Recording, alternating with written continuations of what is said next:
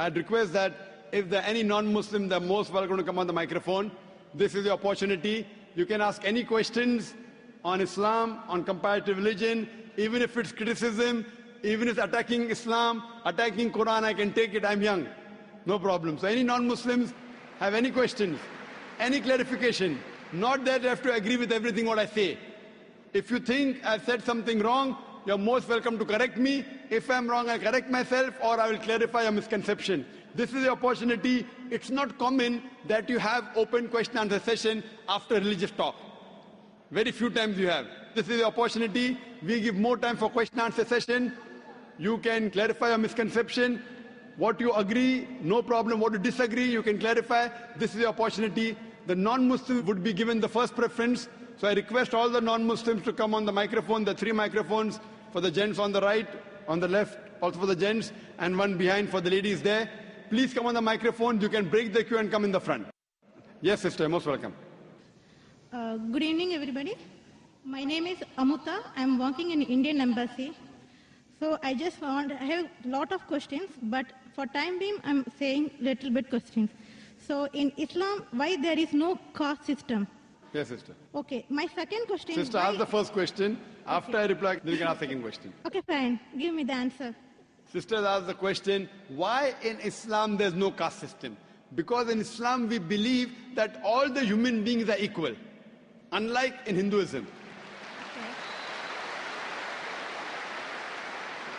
Quran says in Surah Hujurat, chapter 49, verse number 13, Ya ayyuhan nasu inna khalaqnakum min zakarin wa unsa wa ja'alnakum shu'uban wa qaba'ila lita'arafu inna akramakum indallahi atqakum inna Allaha alimun khabir. O humankind, we have created you from a single pair of male and female and have divided you into nations and tribes so that you shall recognize each other, not you shall despise each other. And the most honored in the sight of Allah subhanahu wa ta'ala is the person who has taqwa.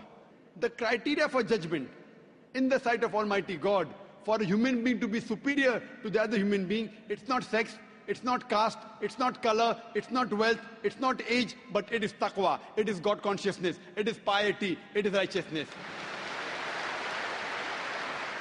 The only way one human being can be superior to the other human being, it's not by wealth, it's not by age, it's not by sex, but it is by piety, it is by God consciousness, it's by righteousness. Unlike Hinduism, when we read the Vedas, it's mentioned that Almighty God, He created the Brahmin class, the learned class from the head. That's the first caste. Then He created the warrior class, the Kshatriyas, from the chest. Then from his stomach and thighs, He created the business community, the Vaishyas. And from the feet, He created the Shudras, that's the untouchables, that's the lower caste. So this is what is mentioned in the Vedas. In Islam, we believe that all the human beings are equal.